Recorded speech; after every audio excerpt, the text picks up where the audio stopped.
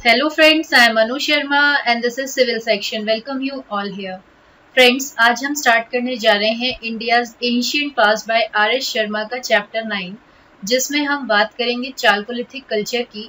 और फ्रेंड्स, ये अभी इस पूरे चैप्टर का पार्ट 1 होगा। इसके अलावा और भी वीडियोस आएंगी जिसमें हम डिफरेंट पार्ट्स में इस चैप्टर को कवर करने की कोशिश करेंगे। राइट, तो आइए स्टार्ट करते हैं। तो फ्रेंड्स, सबसे पहले हम बात करेंगे कि इस चैप्टर में हम कौन से टॉपिक्स कवर करने वाले हैं। तो सबसे पहले हम देखेंगे चैप्टर का इंट्रोडक्शन। उसके बाद हम देखेंगे कि इंडिया के अंदर चालकोलिथिक कल्चर की मेजर साइट्स कहाँ पर पाई गई हैं। इसके अलावा कौन कौन से टूल्स वो लोग इस्तेमाल करते थे और किस टाइप की पोट्री का वो लोग इस्तेमाल करते थे। राइट, तो आइए स्टार्ट करते हैं। तो फ्रेंड्स, अगर हमारे प्रीवियस वीडियोस आपने देखे होंगे तो प्रीवियस वीडियोस में हम लोगों ने न्यूलिथिक पीरियड जो था उसको कवर किया था। तो फ्रेंड्स, जो न्यूलिथिक पीरियड था उसके एंड का जो टाइम होता है, यानी कि न्यूलिथिक पीरियड का जब एंड चलता है तो उस टाइम पर मेटल का इस्तेमाल होना शुरू हो जाता है, यानी कि जो लोग होते हैं वो मेटल को यूज करना सीख जाते हैं। तो जो पहला मेटल इस्तेमाल किया गया था, यानी पहला मेटल यूज किया गया था, उसका नाम था कॉपर, यानी कि तांबा।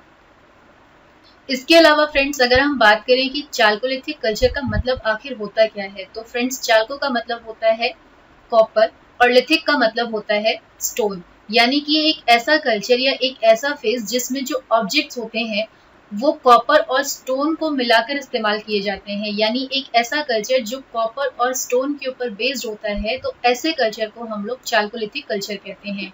इसके अलावा फ्रेंड्स, अगर हम लोग टेक्नोलॉजिकली बात करें तो चालकोलिथिक स्टेज के बाद में स्टार्ट होता है प्री हड़प्पन फेज, यानी कि हड़प्पन फेज जो है वो चालकोलिथिक कल्चर के बाद आता है। और अगर हम हड़प्पन कल्चर की बात करें तो उस टाइम पर जो सबसे ज्यादा मेटल इस्तेमाल होता था वो था ब्रॉन्ज, इसीलिए हड़प्पन कल्चर को ब्रॉन्ज एज भी कहा जाता है। तो फ्रेंड्स, अभी नेक्स्ट क्वेश्चन ये उठता है कि ब्रॉन्ज का मतलब आखिर है क्या। तो फ्रेंड्स, ब्रॉन्ज भी क्या होता है, ये एक तरीके का मेटल है, या फिर आप कह सकते हैं कि ये एक अलॉय है। अलॉय का मतलब क्या होता है कि जब दो टाइप के मेटल को या फिर दो से ज्यादा टाइप के मेटल्स को मिलाकर एक न्यू मेटल फॉर्म किया जाता है तो उसको अलॉय कहते हैं। तो फ्रेंड्स, ब्रॉन्ज के अंदर कॉपर और टिन को मिलाया जाता है और उससे बनता है ब्रॉन्ज। राइट, तो हड़प्पन जो फेज था उसको ब्रॉन्ज एज किस लिए कहते हैं, क्योंकि उस टाइम पर ब्रॉन्ज का बहुत ज्यादा इस्तेमाल होने लगा था। इसके अलावा फ्रेंड्स, अगर हम बात करें चालकोलिथिक पीपल की, यानी कि उन लोगों की जो चालकोलिथिक फेज में रहते थे, वो किस टाइप के ऑब्जेक्ट्स का इस्तेमाल करते थे, तो वो लोग स्टोन और कॉपर से बने हुए ऑब्जेक्ट्स यानी कि वस्तुओं का वो इस्तेमाल करते थे। इसके अलावा कभी कभी वो लो ग्रेड ब्रॉन्ज, यानी कि बहुत ही लो ग्रेड का जो ब्रॉन्ज होता है उसका इस्तेमाल कर लेते थे, या फिर कभी कभी वो थोड़ा बहुत आयरन का भी इस्तेमाल कर लेते थे। इसके अलावा फ्रेंड्स, अगर हम बात करें कि चालकोलिथिक पीपल आखिर थे किस टाइप के, तो फ्रेंड्स, ये लोग रूरल कम्युनिटीज थी, यानी कि ये ग्रामीण कम्युनिटीज थी जो कि बहुत बड़े एरिया में स्प्रेड थी, यानी कि बहुत बड़े एरिया में फैली हुई थी, चाहे वो हिली एरिया हो, चाहे वो लैंड वाला एरिया हो, या फिर रिवर के आसपास का एरिया हो। तो ये जो रूरल कम्युनिटीज थी ये इन्हीं सभी जगहों पे फैली हुई थी, यानी कि इनके हैबिटेशन यहाँ पर बने हुए थे। इसके अलावा फ्रेंड्स, हम बात करें हड़प्पन पीपल की, कि जो हड़प्पन पीपल थे वो चालकोलिथिक पीपल से किस तरीके से डिफरेंट थे। तो फ्रेंड्स, ये जो लोग थे ये ब्रॉन्ज का बहुत ज़्यादा इस्तेमाल करते थे, यानी कि यहाँ पे जो ऑब्जेक्ट्स इस्तेमाल होते थे हड़प्पन फेज में वो ब्रॉन्ज से बने हुए होते थे। इसके अलावा ये जो कम्युनिटी थी ये हाईली अर्बनाइज्ड थी। तो फ्रेंड्स, अभी एक क्वेश्चन ये उठता है कि आखिर रूरल और अर्बनाइज्ड कम्युनिटीज में डिफरेंस क्या होता है। तो फ्रेंड्स, जो रूरल कम्युनिटीज होती हैं यहाँ पे वेल ऑर्गेनाइज सिस्टम नहीं होता, यानी कि यहाँ पे सड़कें नहीं होती हैं, यहाँ पर सीवरेज सिस्टम नहीं होता है। इसके अलावा अर्बनाइजेशन जहाँ पर होता है वहाँ पर एक वेल ऑर्गेनाइज सिस्टम जो होता है वो काम करता है, इसीलिए वो जो कम्युनिटीज होती हैं उनको अर्बनाइज्ड कम्युनिटीज कहा जाता है। तो जो हड़प्पन पीपल थे ये हाईली अर्बनाइज्ड थे और जो चालकोलिथिक पीपल थे ये रूरल कम्युनिटीज थी, यानी कि यहाँ पे एक वेल ऑर्गेनाइज सिस्टम नहीं था। इसके अलावा फ्रेंड्स, ये जो हड़प्पन पीपल थे ये इंडस वैली के जो फ्लड प्लेन्स हैं उसके आसपास एग्रीकल्चर करते थे। राइट, तो फ्रेंड्स, आई होप आपको समझ आ गया होगा कि चालकोलिथिक पीपल और हड़प्पन पीपल में क्या डिफरेंस है। अब हम बात करते हैं कि चालकोलिथिक जो फेज था, यानी कि ये चालकोलिथिक पीरियड था, इसमें मेजर साइट्स कौन कौन सी थी, यानी कि सबसे ज्यादा जब खुदाई की गई तो कौन सी जगहों पे चालकोलिथिक फेज के साक्ष्य या फिर साइन जो है वो देखने को मिलते हैं। तो फ्रेंड्स, जो राजस्थान का साउथ ईस्टर्न पार्ट है वहां पर दो मेजर साइट्स को एक्सकवेट किया गया, यानी कि वहां पे खुदाई की गई। तो ये कौन सी जगहें थी? ये था अहार और गिलुंग। तो फ्रेंड्स, ये जो दोनों साइट्स हैं ये कहाँ पर हैं? ये बानस वैली जो है राजस्थान की, वहां पे जो ड्राई जोन्स हैं यानी जो सूखा हुआ एरिया है बानस वैली का, वहां पर ये दोनों साइट्स जो है ये पाई गई हैं। तो आप इसमें मैप के अंदर भी इस चीज को देख सकते हैं कि ये वाला जो एरिया है ये अहार है, और इसके अलावा यहाँ पर ये जो साइट है ये है गिलुंग, राइट। और ये जो है ये है बनस रिवर। तो यहाँ के जो ड्राई जोन्स थे इस वैली के अंदर, वहां पर ही दोनों साइट्स जो है वो देखने को मिलती हैं। इसके अलावा फ्रेंड्स, अगर हम लोग वेस्टर्न एमपी की बात करें यानी कि मध्य प्रदेश के वेस्टर्न पार्ट की बात करें, जिसको मालवा भी कहा जाता है, यहाँ पे कौन कौन सी साइट्स देखने को मिली है? तो यहाँ पे सबसे ज्यादा तो चाल्कोलिथिक सेरेमिक्स यानी कि जो मिट्टी के बर्तन होते हैं वो यहाँ पे सबसे ज्यादा पाए गए हैं। इसके अलावा यहाँ पे जो दो मेजर साइट्स हैं वो है कायथा और ईरान। तो फ्रेंड्स, यहाँ पे आप देख सकते हैं कि ये वाला जो एरिया है, ये वाला पूरा का पूरा, यहाँ पे ये साइट्स जो है वो देखने को मिलती हैं। इसके अलावा अगर हम लोग वेस्टर्न महाराष्ट्र की बात करें, यानी कि महाराष्ट्र की वेस्टर्न पार्ट में जब खुदाई की गई तो यहाँ पे सबसे ज्यादा एक्सटेंसिव एक्सकवेशन ये कहा जाता है, यानी कि यहाँ पे सबसे ज्यादा खुदाई की गई और यहाँ पे बहुत सारी साइट्स भी देखने को मिली। जैसे कि अगर हम लोग अहमदनगर डिस्ट्रिक्ट की बात करें तो यहाँ पे जॉर्वे, नेवासा और दैमाबाद। इसके अलावा पुणे डिस्ट्रिक्ट की बात करें तो यहाँ पे चंदौली, सोनगांव और इनाम गांव साइट्स जो है वो देखने को मिली। इसके अलावा प्रकाश और नासिक, यानी कि ये सारी जगहें जो हैं यहाँ पर बहुत ज्यादा चाल्कोलिथिक कल्चर के साइन जो है वो पाए गए हैं। इसके अलावा बहुत सारे जो चाल्कोलिथिक साइट्स थी वो विंध्यन रीजन जो है इलाहाबाद डिस्ट्रिक्ट का, वहां पर भी पाई गई है। तो फ्रेंड्स, अगर हम लोग बात करें ईस्टर्न इंडिया की, यानी कि जो ईस्ट वाला पार्ट है इंडिया का, वहां पर अगर हम वेस्ट बंगाल को देखें तो वेस्ट बंगाल के अंदर पांडु राजर धीबी जो कि बर्दवान डिस्ट्रिक्ट में है, वहां पर एक साइट पाई गई है। इसके अलावा महिषदल जो कि बीरभूम डिस्ट्रिक्ट में है, ये भी एक बहुत ही इंपॉर्टेंट साइट है। इसके अलावा ईस्टर्न इंडिया के अंदर अगर हम बिहार की बात करें तो बिहार में सेनुआर, इसके अलावा सोनपुर और त्रादिन, ये 3 साइट्स देखने को मिलती हैं। और अगर ईस्टर्न यूपी की बात करें तो ईस्टर्न यूपी में खैरादी और नारहान, ये साइट्स देखने को मिलती हैं।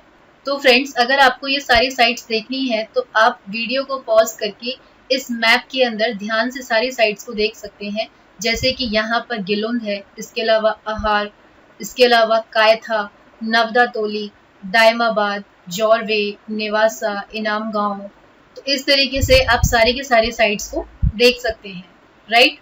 तो फ्रेंड्स, आई होप आपको समझ आ गया होगा कि जो चाल्कोलिथिक कल्चर था उसकी मेजर साइट्स कहाँ कहाँ पर हैं।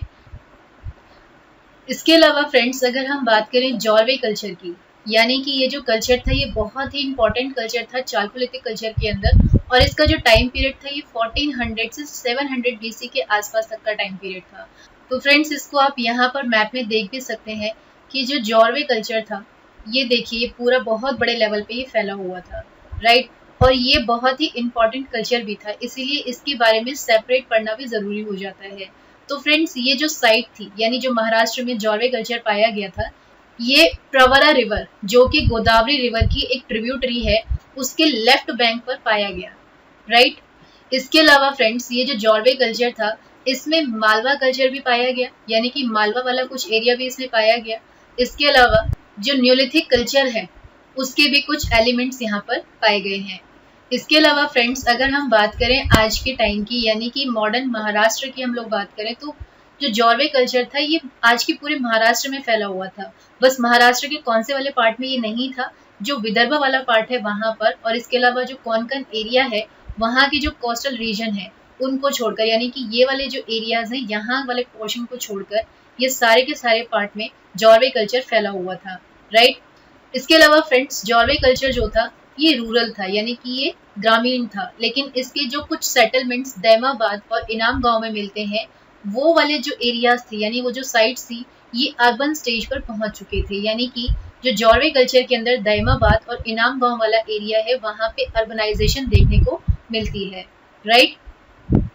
तो फ्रेंड्स आई होप आपको समझ आ गया होगा कि जॉर्वे कल्चर कहाँ से कहाँ तक फैला हुआ था और ये क्यों इतना इम्पोर्टेंट है। अब हम बात करते हैं चालकोलिथिक कल्चर में जो टूल्स पाए गए हैं, यानी कि जो औजार मिले हैं वो किस टाइप के पाए गए हैं। तो ये जो लोग थे ये टाइनी टूल्स यानी छोटे छोटे औजारों का इस्तेमाल करते थे। इसके अलावा जो वेपन्स ये बनाते थे यानी जो हथियार ये बनाते थे नॉर्मली ये स्टोन के होते थे, और जो स्टोन होते थे उसके अंदर ब्लेड्स और ब्लेडलेट्स लगे हुए होते थे, यानी कि ये उन औजारों का एक इम्पॉर्टेंट एलिमेंट था। और अगर हम लोग साउथ इंडिया में बात करें तो साउथ इंडिया में किस टाइप के टूल्स मिले हैं, तो फ्रेंड्स ये वाला जो एरिया था यहाँ पे स्टोन ब्लेड इंडस्ट्री जो थी ये काफ़ी तेज़ी से फ्लरिश कर रही थी, और यहाँ पे जो स्टोन एक्सेस है यानी कि पत्थर से बनी हुई जो कुल्हाड़ियाँ होती हैं इनका भी लगातार इस्तेमाल किया जा रहा था। और अगर हम लोग राजस्थान की बात करें, राजस्थान में जो अहार और गिलुंद वाला एरिया है वहाँ पे बहुत ज़्यादा कॉपर के ऑब्जेक्ट्स देखने को मिलते हैं, यानी कि जब इन साइट्स को खोदा गया, इनको एक्सकेवेट किया गया तो उस टाइम पर बहुत सारे कॉपर के ऑब्जेक्ट्स पाए गए। इसके अलावा फ्रेंड्स अगर हम गिलुंद साइट की बात करें तो यहाँ पे वैसे तो कॉपर के ही फ्रेगमेंट्स पाए गए हैं, लेकिन यहाँ पर स्टोन ब्लेड इंडस्ट्रीज भी चलती थी, यानी कि यहाँ पे स्टोन ब्लेड इंडस्ट्रीज भी फ्लरिश हुई थी, राइट। इसके अलावा अगर हम लोग जॉर्वे और चंदौली की बात करें जो कि महाराष्ट्र में साइट्स मिली हैं, तो यहाँ पे जो टूल्स मिले हैं वो फ्लैट रेक्टेंगुलर कॉपर एक्सिस है, यानी कि ये तांबे की बनी हुई कुल्हाड़ियाँ हैं जो कि फ्लैट हैं और जिनकी शेप कैसी है, रेक्टेंगुलर शेप है, राइट। और अगर हम लोग चंदौली की बात करें तो चंदौली में कॉपर के चीजल्स मिले हैं, राइट। तो फ्रेंड्स आई होप आपको समझ आ गया होगा कि कौन कौन सी साइट्स पर किस किस टाइप के टूल्स मिले हैं। इसके अलावा फ्रेंड्स अगर हम लोग अहार साइट की बात करें तो यहाँ पे माइक्रोलिथिक टूल्स, इसके अलावा स्टोन एक्सेस और जो ब्लेड्स हैं उनके कोई भी ऑब्जेक्ट्स नहीं पाए गए हैं, यानी यहाँ पर इन चीज़ों के कोई भी साइन देखने को नहीं मिलते। लेकिन अगर हम लोग बात करते हैं कि यहाँ पे कौन कौन से ऑब्जेक्ट्स पाए गए हैं, तो फ्रेंड्स इस साइट पर बहुत सारी फ्लैट एक्सेस, इसके अलावा बैंगल्स, बहुत सारी शीट्स जो कि कॉपर से बनी हुई शीट्स थी वो पाई गई हैं।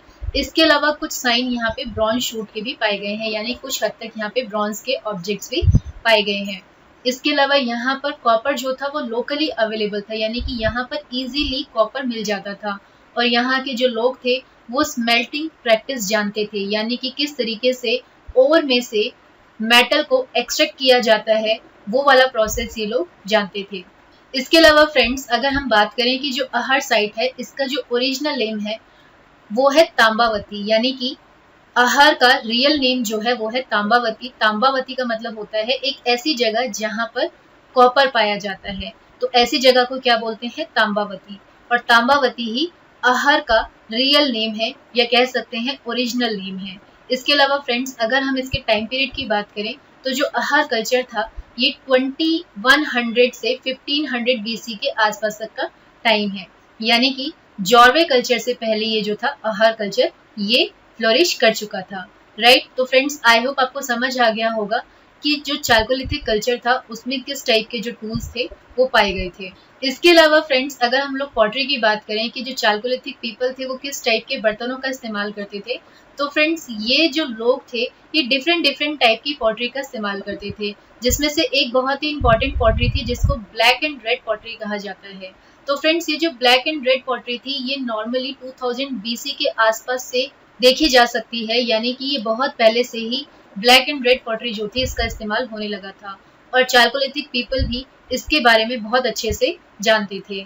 इसके अलावा फ्रेंड्स ये जो लोग थे ये जानते थे कि कैसे व्हील पर यानी कि पहिए पर किस तरीके से बर्तन जो है वो बनाए जा सकते हैं, और कई बार वो लोग वाइट लाइनर डिजाइन से उस पोट्री को पेंट भी करते थे। और इसके अलावा ये जो पॉटरी थी इसके जो ऑब्जेक्ट्स मिले हैं ये कौन कौन सी जगह पर मिले हैं, जैसे कि राजस्थान, MP यानी मध्य प्रदेश, इसके अलावा महाराष्ट्र, लेकिन कहीं कहीं पर बिहार और वेस्ट बंगाल में भी ऐसे हैबिटेशंस जो हैं वो फाउंड किए गए हैं जहाँ पे इस टाइप की पॉटरी का काफ़ी ज़्यादा इस्तेमाल किया गया था। इसके अलावा फ्रेंड्स अगर हम बात करें कि जो महाराष्ट्र वाली साइड थी, इसके अलावा MP, बिहार, तो यहाँ के जो लोग थे ये नॉर्मली ऐसे पॉटरी बनाते थे जो कि स्टैंड पर बनी हुई होती थी, यानी कि जैसे कि dishes on stand, channel spouted pots, इसके अलावा बाउल्स ऑन स्टैंड, तो इस टाइप की पॉटरी का यहाँ पर ज़्यादा इस्तेमाल देखने को मिलता है। इसके अलावा ये चीज़ कहना गलत होगा कि चालकोलिथिक कल्चर में ही जो लोग थे वो ब्लैक एंड रेड पॉटरी को जानते थे, क्योंकि इससे पहले का टाइम पीरियड जो था उस टाइम पर भी लोगों ने इस पॉटरी को फाउंड कर लिया था, यानी कि पहले के लोग भी जो थे वो ब्लैक एंड रेड पॉटरी का इस्तेमाल करते थे, राइट। इसके अलावा फ्रेंड्स, ये जो ब्लैक एंड रेड वेयर है, यानी कि ये जो सामान, ये जो बर्तन देखने को मिलते हैं ब्लैक एंड रेड पॉटरी वाले, ये ज़्यादातर महाराष्ट्र, एमपी और राजस्थान में पेंट किए जाते थे। लेकिन ये कहना गलत होगा कि सिर्फ यहाँ से ही ये वाले जो पॉट्स हैं ये मिले हैं। इसके अलावा ये जो ईस्टर्न इंडिया वाला पार्ट है, वहाँ पर भी ऐसे पेंटेड पॉट्स जो हैं वो डिस्कवर किए गए हैं, राइट। तो फ्रेंड्स, अभी हमने इस चैप्टर का पार्ट 1 कवर किया है। अभी इसके बाद और भी कुछ पार्ट्स आएंगे जिसमें हम इस पूरे चैप्टर को कवर करेंगे। तो आज हमने सिर्फ देखा चैप्टर का इंट्रोडक्शन। इसके अलावा हमने देखा कि मेजर साइट्स कौन कौन सी थी चालकोलिथिक टाइम की। इसके अलावा हमने टूल्स देखे कि कौन कौन से टूल्स वहाँ के लोग इस्तेमाल करते थे और किस टाइप की वो लोग पॉटरी यूज करते थे, राइट। तो फ्रेंड्स, इस वीडियो को अभी हम यहीं पे फिनिश करते हैं। जल्दी मिलेंगे हमारे नेक्स्ट पार्ट के अंदर, जिसमें हम इस चैप्टर को आगे बढ़ाएंगे। तो फ्रेंड्स, अगर आपको इस वीडियो को देखने के बाद कोई भी डाउट होता है तो आप अपने डाउट को हमसे डिफरेंट सोर्सेज पर पूछ सकते हैं। जैसे कि आप अपने डाउट यूट्यूब के कमेंट सेक्शन में पूछ सकते हैं, आप हमें फेसबुक पेज पर भी फॉलो कर सकते हैं। इसके अलावा आप हमें मेल भी कर सकते हैं। हमारा ईमेल एड्रेस है civilsection2018@gmail.com। इसके अलावा आप हमारी वेबसाइट पर भी विजिट कर सकते हैं और वहाँ पर भी अपने डाउट्स पूछ सकते हैं। तो फ्रेंड्स, अगर आपको लगता है कि हमें हमारे वीडियोज़ में कुछ इम्प्रूवमेंट की ज़रूरत है तो आप हमें ज़रूर सजेस्ट करिए। अगर हमें आपके सजेशन सही लगेंगे तो हम उन्हें अपने आने वाले वीडियोज़ में ज़रूर शामिल करेंगे। तो फ्रेंड्स, मिलते हैं हमारे नेक्स्ट वीडियो में। तब तक के लिए bye bye and thank you.